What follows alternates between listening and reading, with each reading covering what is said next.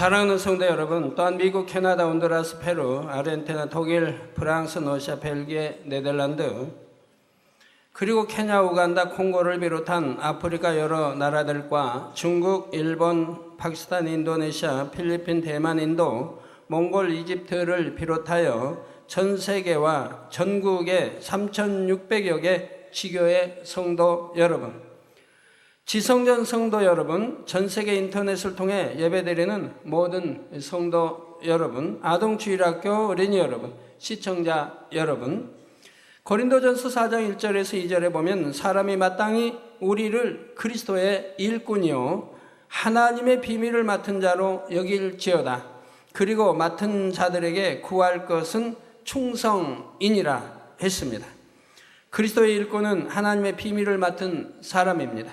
이 비밀은 바로 사람이 영원한 생명을 얻을 수 있는 방법이며 만세 전부터 감추어져 있었던 비밀이지요. 그런데 하나님께서는 이것을 더 이상 비밀로 숨겨두기 원하시는 것이 아니라 온 세상 만민에게 널리 알리기 원하십니다. 그래서 듣는 사람마다 예수 그리스도를 영접하여 영원한 생명 얻기를 원하시지요. 여러분이 주님을 믿는다면 천국과 지옥을 믿으며 구원받은 것을 진심으로 믿으신다면 이제는 이 비밀을 맡은 일꾼으로서 충성스럽게 전파해야 합니다. 죽어가는 영혼들이 생명을 얻을 수 있도록, 그리고 고통 중에 있는 수많은 영혼들이 하나님의 사랑 안에 있는 평강과 위로를 얻을 수 있도록 인도해야 하지요. 오늘은 십자가의 도 18번째 시간입니다. 증거되는 십자가의 도 말씀은 우리가 전파해야 할 복음의 비밀과 구원의 도를 체계적으로 정립할 수 있는 말씀입니다.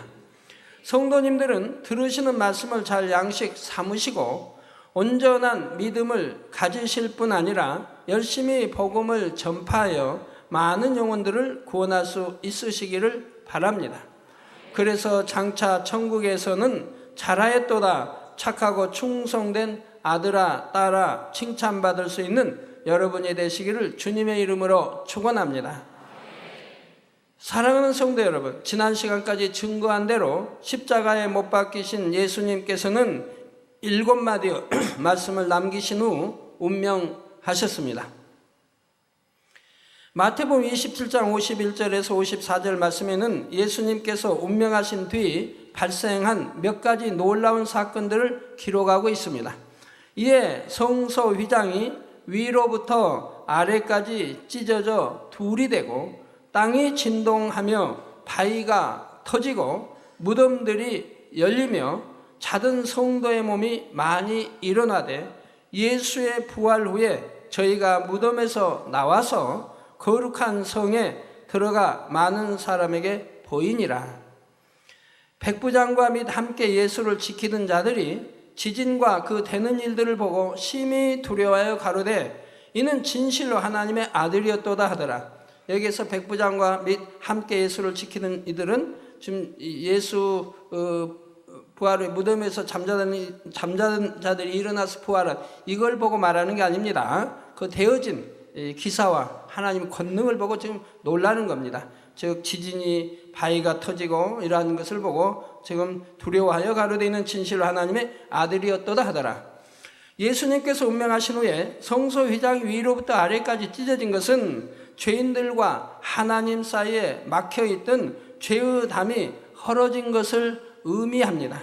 원래 구약의 성전에는 성전 안에 지극히 거룩한 성소, 곧 지성소가 있고 지성소 앞에는 휘장이 드리워져서 이 안으로는 아무도 들어갈 수가 없었습니다. 그러니까 지성소 안을 볼 수도 없고 들어갈 수도 없습니다.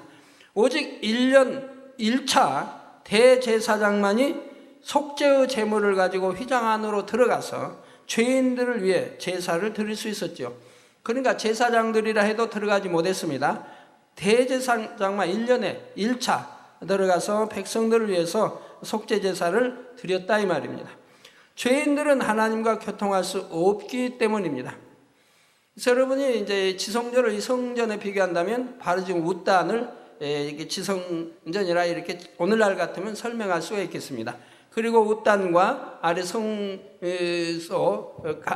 사이에 이렇게 휘장으로 다 쳐져서 안이 보이지 않도록 이렇게 했다 이 말입니다. 그런데 예수님께서 속죄의 제물이 되신 후에는 성소의 휘장이 갈라진 것처럼 하나님과 하나님의 자녀들 사이에 막힌 죄의담이 헐어졌습니다. 이제 우리는 주님의 보혈의 공로를 인하여 하나님과 교통할 수 있게 된 것입니다. 그래서 이브리서 10장 19절 20절에 그러므로 형제들아 우리가 예수의 피를 힘입어 성소에 들어갈 담력을 얻었나니.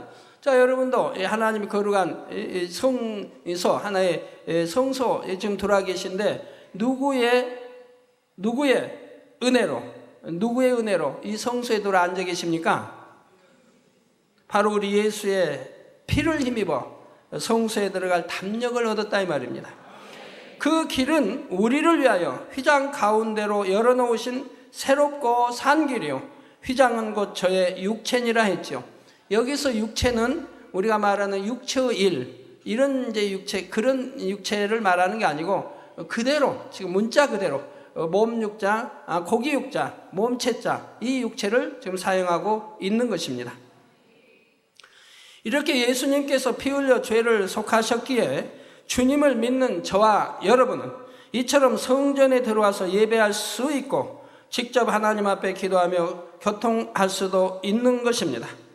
의인의 강구는 역사하는 힘이 많으니라 하신 말씀처럼 정령 흠이 없고 하나님 앞에 사랑받는 사람이 믿음과 사랑으로 간절히 중복 기도를 드릴 때는 용서받기 어려운 죄를 범한 사람에게도 하나님께서도 사랑하는 자의 강청함을 인하여 회개의 기도를 한 번 더 주실 수가 있기 때문입니다. 또 여러분이 형제에게 범죄한 것일 때는 상대에게 직접 회개함으로 상대가 대신 중보의 기도를 드려주는 경우도 있지요. 예를 들어 아론과 미리암이 모세를 대적했을 때 모세가 중보 기도를 했기 때문에 하나님께서 그들을 용서하셨고 욥의 친구들이 욥에게 범죄했을 때도 욥이 친구들을 대신하여 기도함으로 하나님께서는 욥의 기도를 받으시고 그 친구들을 용서하셨습니다.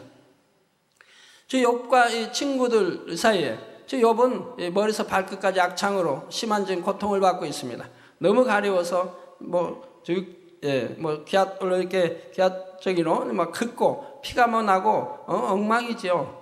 자기 아내도 종들까지도 지금 과시하고 지금 험한 말들을 하고 있는 이런 상황입니다. 친구들이 와서 위로해 주기는커녕 네 죄 때문에 그런다, 네 죄 때문에 하고 정죄하는 것을 보게 됩니다. 그러니까 하나님이 욥과 이제 만났을 때 하나님 뭘 하십니까? 그 친구들은 욥보다 더 악하고 악한 자인데 오히려 선한 그 욥을 정죄했다 이 말입니다.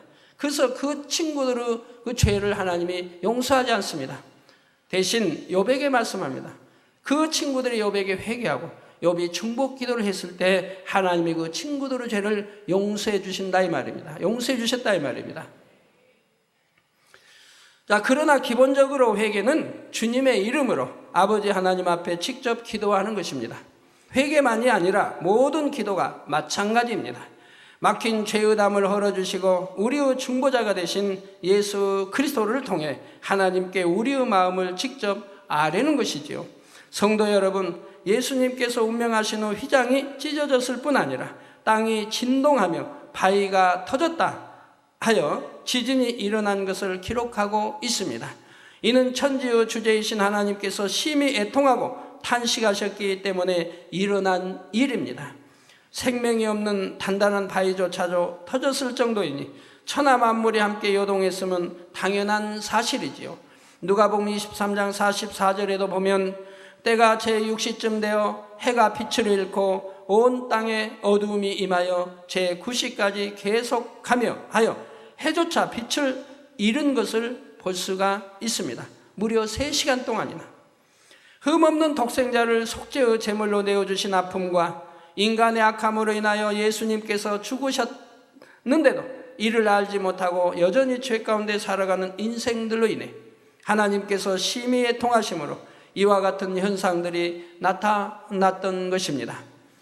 천지 또한 천기 모든 것, 자연 모든 걸 주관하시는 아버지 하나님, 여러분 이번 금년의 수련을 통해서 우리 대부분의 성도님들이 깨우쳤을 겁니다. 그렇게 전국적으로 비가 온다 하나 여러분 몇 주 동안의 수련회, 여러분이 수련해야 하는 장소마다 하나님이 지켜주셔서 좋은 날씨 주신 것을 봅니다. 비 때문에 수련회 못하는 일 없었고, 비 때문에 체육대회 못하는 일 없었고, 더위 때문에 고통받는 일 없도록 항상 구름으로 가려주시고, 또 비 오지 않게 설령 비가 왔다 해도 여러분이 예배 성전에서 예배드리는 그 시간에 비가 오고, 예배 끝나면 전에 비가 멈추고 항상 이렇게 해주시고, 또 기사 표적으로 역사하시고, 온통 구름으로 덮였다 해도 여러분이 별 보기를 하면 구름이 거치고 별과 또는 유성과 모든 것도 볼 수 있도록 역사하시고, 늘 무지개로 역사하시고, 시원한 바람 불어주시고, 벌레가 전혀 없도록 하나님이 역사하셔서 벌레 없이 밖에서 바베큐하고 모든 거 할 수 있도록 모든 수련회를, 그 여러 주간의 모든 수련회를 하나님이 지켜주신 것을 본다 이 말입니다. 그래서 초신자라 할지라도 정령 하나님 함께 하시구나 하는 것을 느낄 수 있도록 해주셨다 이 말입니다.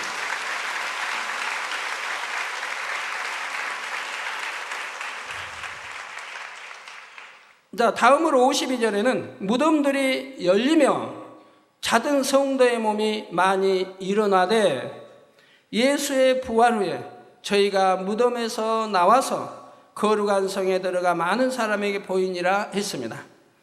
자, 여기에서 무덤이 열렸다니까 뭐 이렇게 해친 것처럼 무덤이 열렸다는 게 아닙니다. 그 안에 이제 무덤에서 나올 수 있도록, 또 저희가 무덤에 나와서 거룩한 성에 들어갔다. 지금 예루살렘 성을 말하는 거 아닙니다. 예루살렘 성은 거룩한 성이 이미 거기는 아닙니다. 지금 육의 성이니까 얼마나 예수를 잡아 죽이고 선지자들을 잡아 죽이고 피를 흘리고 얼마나 하나님 불신하는 사람들이 있는 그것을 거룩한 성이라 하는 게 아니라 이 말입니다. 거룩한 성은 따로 있죠. 하나님 나라 성을 말하는 것이죠. 그리고 저들에게 거룩한 성에 들어가 많은 사람이 보였다고 하는 것은 영안이 열린 사람들, 하나님을 사랑하고 믿는 영안을 열어주셔서 그 영안이 열린 사람들에게 보인 것이지 아무에게나 보인 것은 아닌 것입니다. 그러나 이 비밀은 너무 깊기 때문에 제가 전에도 설명을 해드리지 않았습니다.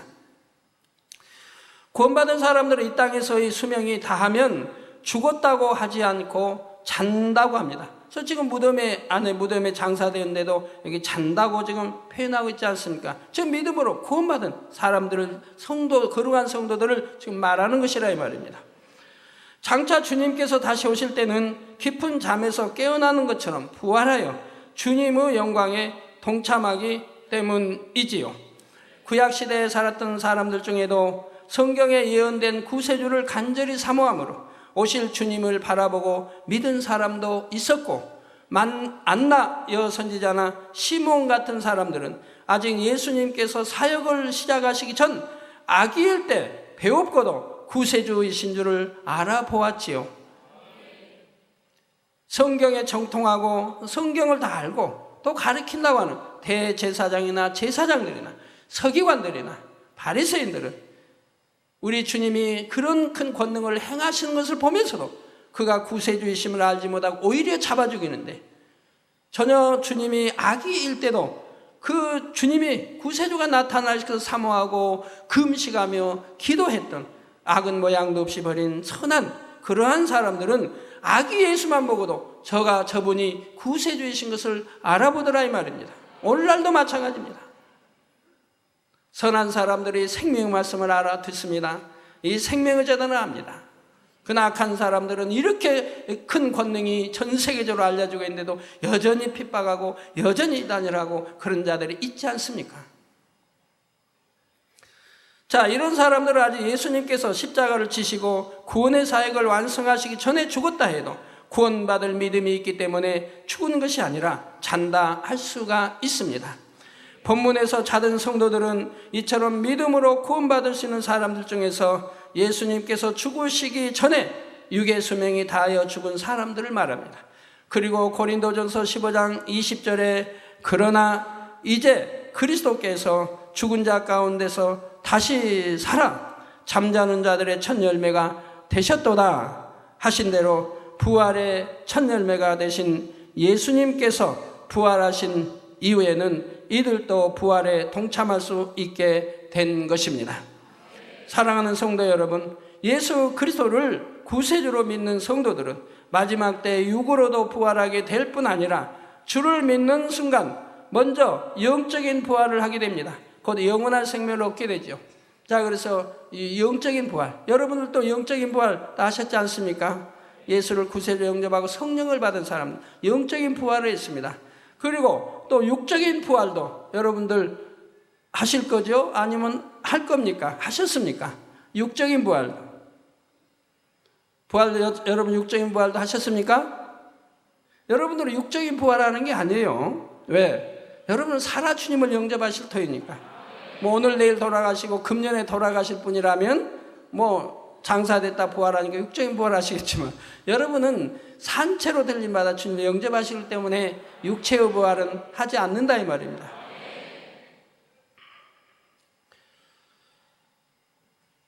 오늘 본문 에베소서 5장 31절 32절에는 바로 그 영원한 생명을 얻는 과정이 기록되어 있습니다. 이러므로 사람이 부모를 떠나 그 아내와 합하여 그 둘이 한 육체가 될지니 이 비밀이 크도다. 내가 그리스도와 교회에 대하여 말하노라 했습니다. 이방 사람이 말하는 게 아닙니다. 그리스도와 교회에 대해서 말하고 있습니다. 사람이 결혼을 하면 부모를 떠나 남편과 아내가 한 몸이 됩니다. 이는 비밀이 아니라 세상 사람들도 대부분 알고 있는 사실인데 본문에서는 왜 이 비밀이 크도다 말씀하신 것일까요? 바로 세상 사람들의 결혼에 대한 말씀이 아니라 그리스도와 교회, 곧 성도들에 대해 말씀하고 있기 때문입니다. 만세전에 숨겨진 영적인 비밀, 곧 십자가 구원의 섭리를 말씀하시는 것이지요. 요한복음 8장 44절 전반절에 보면 너희는 너희 아비 마귀에게서 났으니 너희 아비의 욕심을 너희도 행하고자 하느니라 하신 예수님의 말씀이 나옵니다.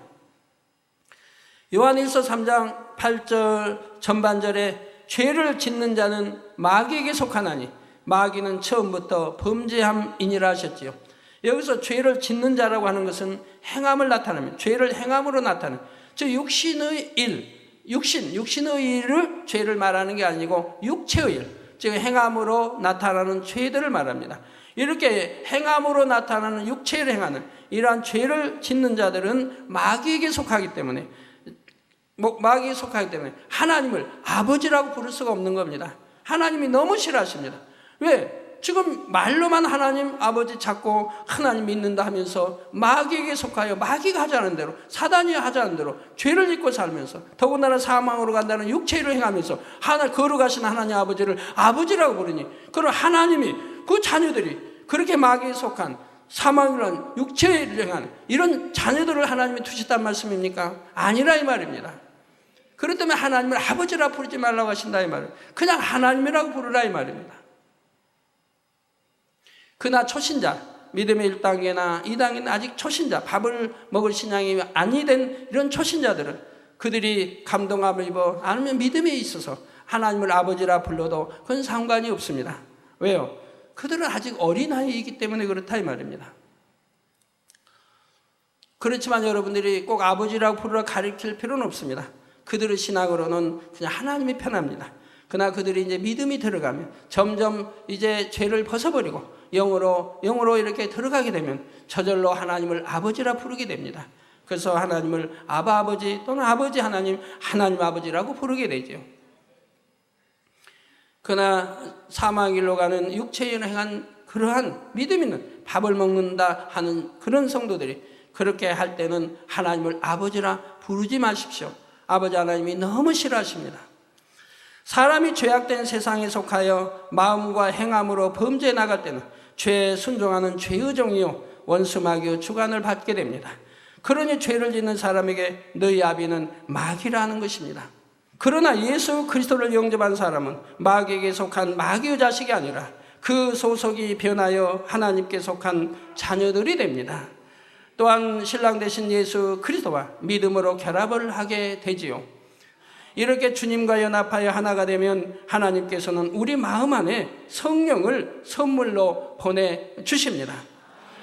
요한복음 3장 6절에 육으로 난 것은 육이요 성령으로 난 것은 영이니 하신 말씀대로 성령이 우리 안에 오시면 죽었던 영을 살아나게 하며 성령으로 계속 영을 나아가게 하시지요.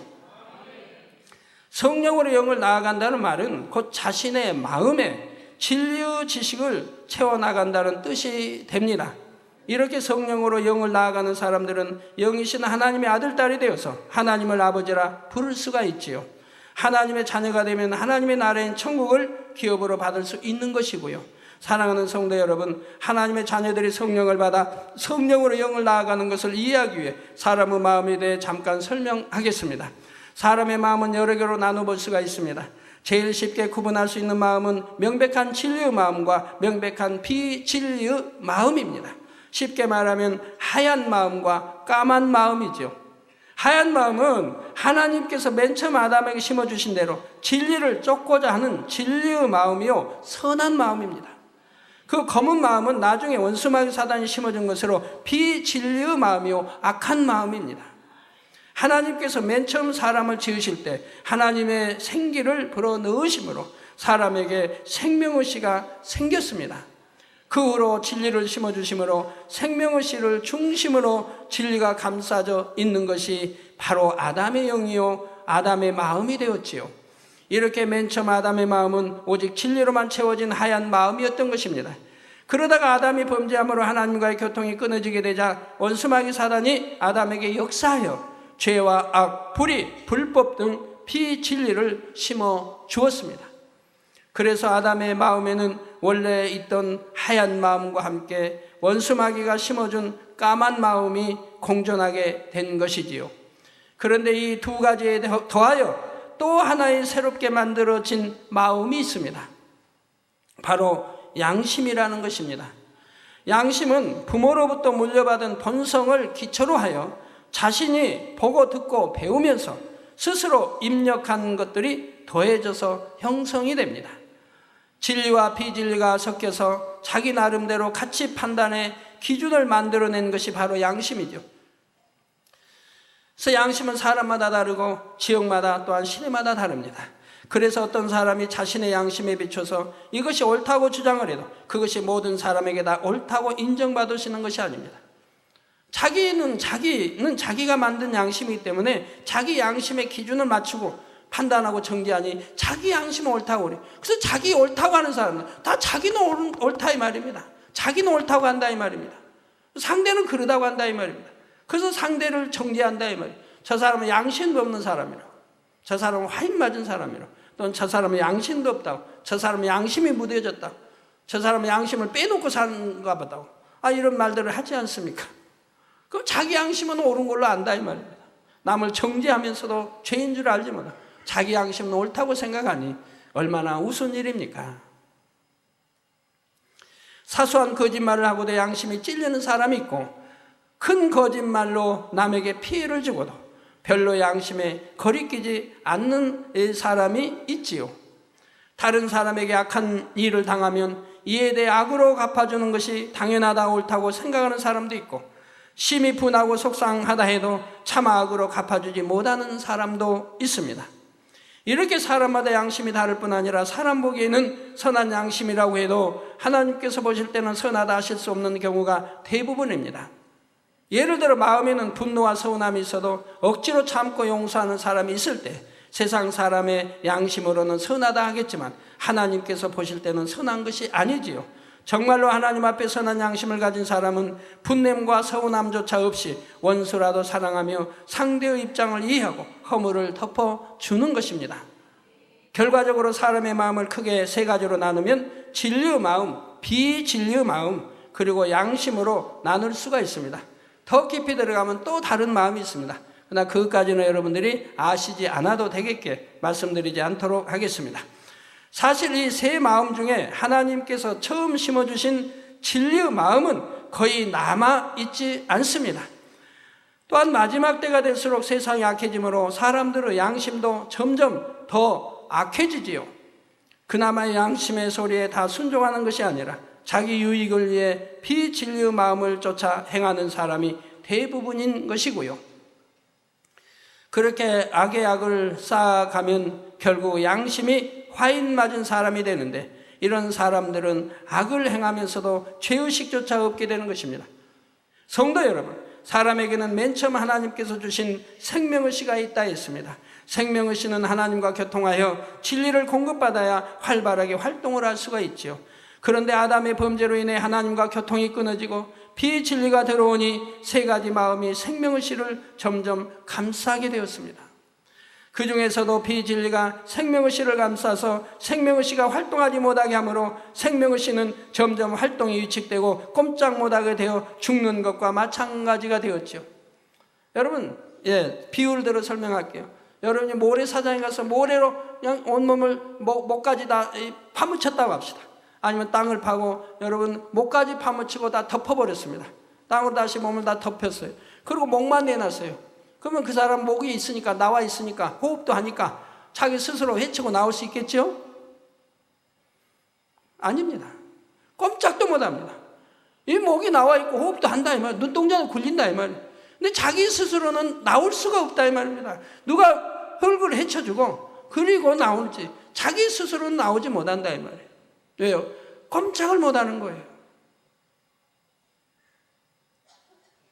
한번 해보시겠다고요? 안 믿어진다고요? 영화 같은데 옛날에 보면 그런 거 나오잖아요. 파묻어버리잖아요. 목만 내놓고. 그리고 떠나버리잖아요. 산에다 어두워. 그럼 혼자 어찌하지 못하잖아요. 꼼짝을 못하니까요. 저도 그래서 그런 걸 한번 시험해보기 위해서 전에 이렇게 해본 적이 있습니다. 모래로 해서 확 덮어본 적이 있어요. 진짜 꼼짝을 못하겠어요. 근데 그건 모래지만 흙을 파놓고 그렇게 묻어버릴 경우는 정말 꼼짝을 못한다 이 말이에요. 그와 마찬가지. 바로 생명의 씨가 죽은 게 아니지만 이렇게 온통 감싸버림으로 죽음과 같이 돼버린다 이 말입니다. 활동을 할 수가 없다 이 말이에요. 이렇게 하나님과의 교통이 끊어지고 생명의 씨가 비진리에 둘러싸여서 활동하지 못하는 상태를 가리켜 사람의 영이 죽었다고 말하는 것입니다. 그러나 생명의 씨가 완전히 죽은 것은 아닙니다. 활동을 정지하고는 있지만 다시 살아날 때를 기다리고 있지요. 마치 식물의 씨앗이 딱딱하게 죽은 것 같이 보여도 그 안에 생명이 남아있으면 언젠가는 싹이 나고 자라는 것과 마찬가지입니다.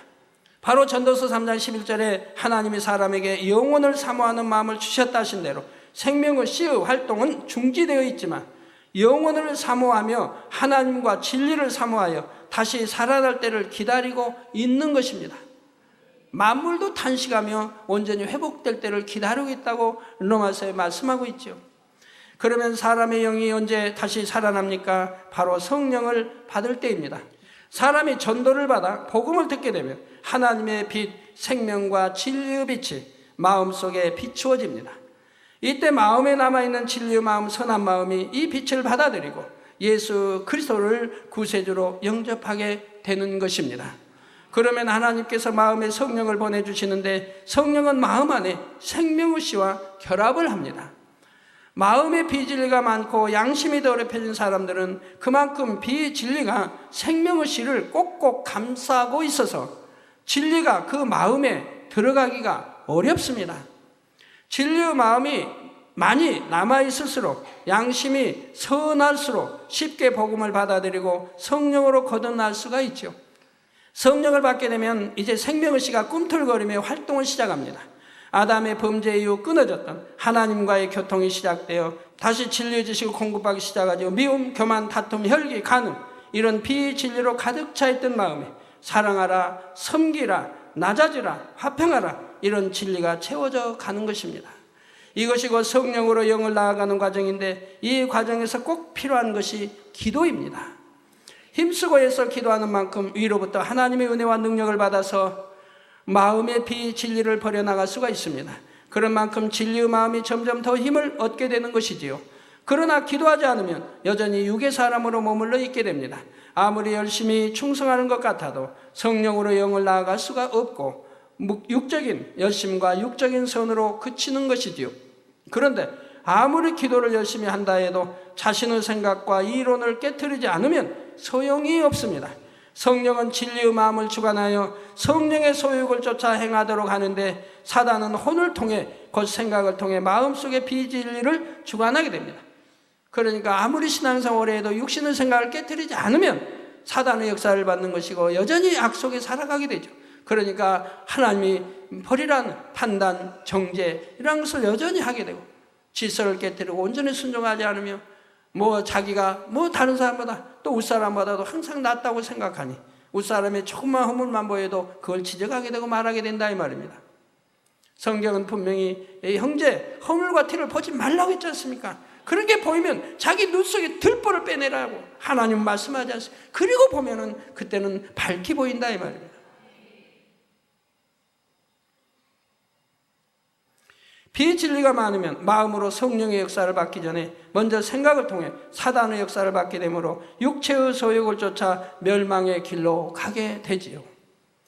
비록 진리를 많이 들었고 오랜 시간 기도를 한다 해도 육신의 생각과 이론을 버리지 않으면 성령의 역사를 쫓아 행할 수가 없습니다. 기도를 해도 마음이 공고하며 하나님의 역사를 밝게 체험할 수도 없지요. 그래서 고린도후서 10장 5절에 모든 이론을 파하며 하나님 아는 것을 대적하여 높아진 것을 다 파하고 모든 생각을 사로잡아 그리스도에게 복종케 하니 말씀하는 것입니다.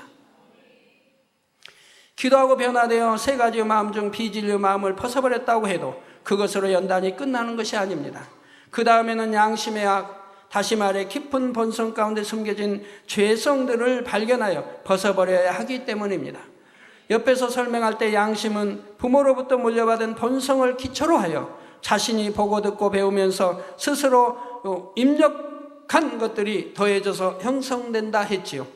그렇게 만들어진 양심이 다시 자신만의 깊은 본성을 만들게 되는데 이것은 자기 스스로도 알지 못하는 깊은 속 마음입니다. 본성 속의 비진리는 하나님의 의와는 맞지 않지만 자신이 보기에는 너무나 옳고 정당하기 때문에 스스로 발견해서 버리기가 쉽지 않습니다. 그래서 하나님께서 연단 중에 사람의 본성 속에 있는 비진리를 발견하게 하심으로 온전히 거룩하게 만들어 가시는 것입니다. 순전한 욥이 그토록 연단을 받아야 했던 것도 자신의 의를 깨달아 버리기 위해서였지요. 욥은 새 마음 중에 비진리의 마음은 벗어버렸지만 아직 깊은 본성 속의 악은 버리지 못했는데 자신이 이해할 수 없는 연단을 받게 되자 본성 속에 숨겨진 악이 드러나게 되었습니다. 이렇게 악이 발견된 후에 하나님께서 만나주시니 욥은 그 자리에서 철저히 회개할 수 있었고 온전한 진리의 마음을 가질 수가 있었던 것입니다. 여러분이 성령의 감동함 가운데 말씀을 듣고 열심히 자신을 발견하고 깨달아 나가며 본성 속의 비진리도 신속하게 버릴 수가 있습니다. 그런데 아무리 설교를 들어도 남에게 해당하는 말씀으로만 생각하고 자신의 모습을 깨우치지를 못하는 사람, 오랜 세월이 지나도 신앙의 발전이 더딘 것이지요.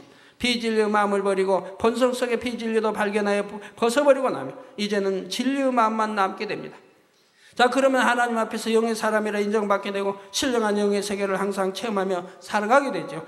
요한일서 3장 21절 22절 말씀대로 마음에 스스로 책망할 것이 없으니 하나님 앞에 담대하여 구하는 대로 응답을 받고 할 수 있거든요. 무슨 말이냐, 믿는 자에게는 능치 못할 일이 없느니라 하신 말씀처럼 범사의 믿음대로 역사되는 것이지요. 생명의 씨와 결합된 진리의 마음이 커진 만큼 주님과 온전히 하나가 되고 천국에서도 하나님의 보좌 더 가까운 곳에 거하게 되는 것입니다.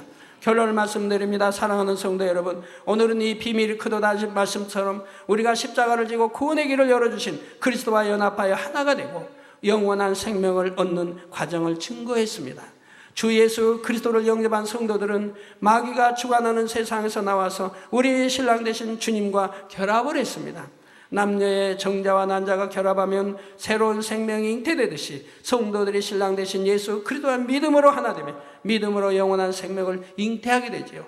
예수님께서는 요한복음 17장 21절에 아버지께서 내 안에 내가 아버지 안에 있는 것 같이 저희도 다 하나가 되어 우리 안에 있게 하사 세상으로 아버지께서 나를 보내신 것을 믿게 하옵소서 말씀하셨지요. 주님이 아버지 안에, 아버지가 주 안에 거하심으로 주님과 아버지는 하나이신데 남녀가 결합하여 한 몸을 이룬 것처럼 우리가 신랑 되신 주님과 결합하면 우리도 주님과 하나, 아버지 하나님과 하나가 되는 것입니다. 그러니까 성경에 우리 주님은 신랑이라 하시고 우리는 신부라 하신 이유도 이제 이해가 되시는지요? 마음에서 비진리를 벗어버리고 진리를 채워 영의 마음으로 이룬다면 점점 더 온전히 하나 될 수 있는 것입니다. 갈라디아서 4장 4절에서 7절에 때가 참에 하나님이 그 아들을 보내사 여자 곧 이스라엘에게서 나게 하시고 율법 아래 나게 하신 것은 율법 아래 있는 자들을 속량하시고 우리로 아들의 명분을 얻게 하려 하심이라. 너희가 아들인 거로 하나님이 그 아들의 영을 우리 마음 가운데 보내사, 즉 여기에서 아들의 영, 많은 사람들이 성경을 오해한다 이 말이에요. 아들의 영 하니까 예수님이 나온 영으로 생각하는데 성령을. 그러나 성부, 성자, 성령 삼위일체 하나님입니다. 삼위 각각 달라요. 아버지 또 아들, 성령 다르다 이 말이에요. 그 삼일째 하나님, 아버지 본체에서 나왔기 때문에. 그래서 여기도 하나님이 그 아들의 영이라고 한다면서, 즉 성령을 그 아들의 영이니까 아들의 영이라고 한다 이 말이에요. 근데 많은 사람들이 예수님이 나온 영으로 생각을 한다면, 그러니 성령에 대해 이해가 안 되는 거죠. 그래서 하나님이 그 아들의 영을 우리 마음 가운데 보내사, 우리 마음 가운데 보냈다 이 말이에요. 보내사 그 성령을 우리 마음 가운데 있는 생명의 씨와 결합하게 하시고 아바 아버지라 부르게 하셨습니다.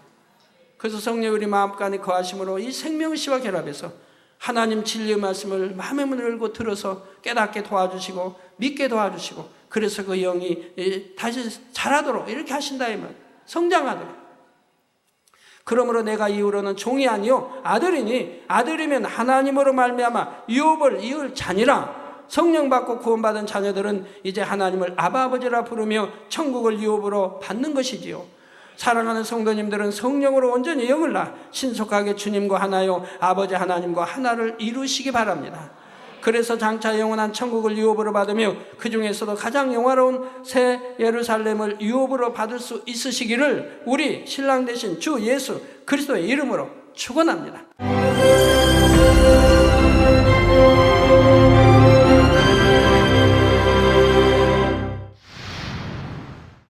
할렐루야. 전능하신 사랑의 아버지 하나님, 이 시간 기도받는 모든 성도님들 위해 안수하여 주옵소서. GCN 방송 시청자들이 인터넷과 화상을 통해 기도받는 지교회와 지성전, 그리고 전 세계 하나님의 자녀들 위에도 시공간을 초월하여 역사하여 주시기를 원합니다. 믿어지는 믿음을 주시고 부정적인 생각과 의심의 세력을 물리쳐 주옵시며 모든 시험 환난도 물리쳐 주옵소서.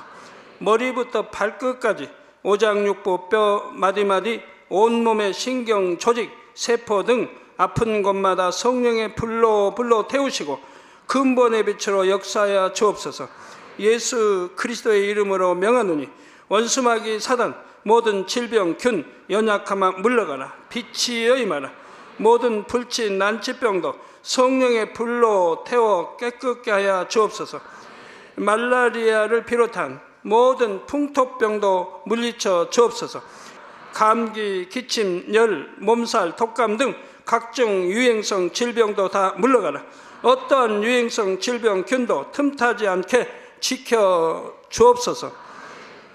위암, 폐암, 간암, 유방암, 자궁암, 대장암, 피부암 등 각종 암과 에이즈, 백혈병, 뇌졸중, 고혈압, 저혈압, 심장병, 폐병, 위장병, 당뇨, 부인병, 피부병, 갑상선 질환과 모든 염증도 깨끗게 하여 주옵소서.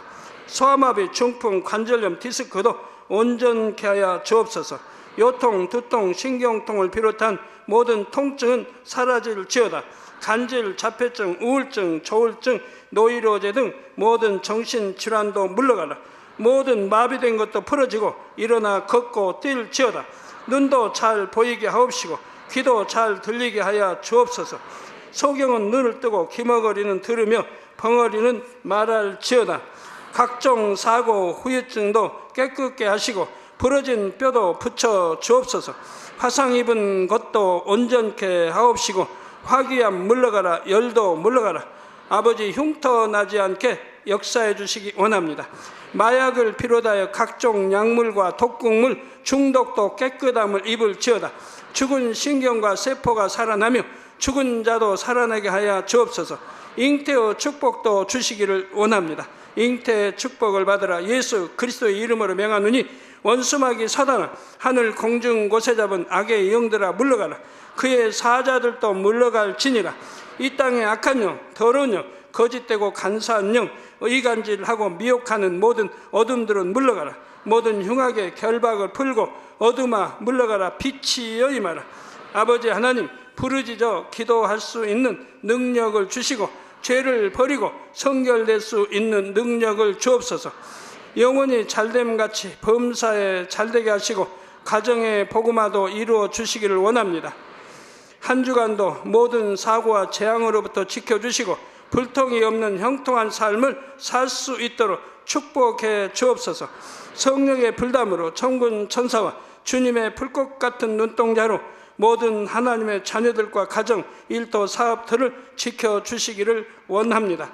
학생들에게 지혜와 명철을 더하시고 공부할 수 있는 뜨거운 마음과 열정도 더하여 주옵소서. 마음과 생각을 세상에 빼앗기지 않도록 지키시고 하나님을 뜨겁게 사랑하는 학생들로 축복하여 주옵소서. 하나님의 자녀들이 먹으나 마시나 입으나 무엇을 하든지 하나님 앞에 영광 돌리는 삶이 되게 축복하여 주시기를 원합니다. 나는 하나님을 만났노라, 체험했노라, 응답 받았노라, 축복 받았노라 간증하는 입술이 되게 역사하여 주옵소서. 아버지 하나님 감사합니다. 홀로 영광 받으옵소서. 우리 주 예수 그리스도의 이름으로 기도하옵나이다. 아멘.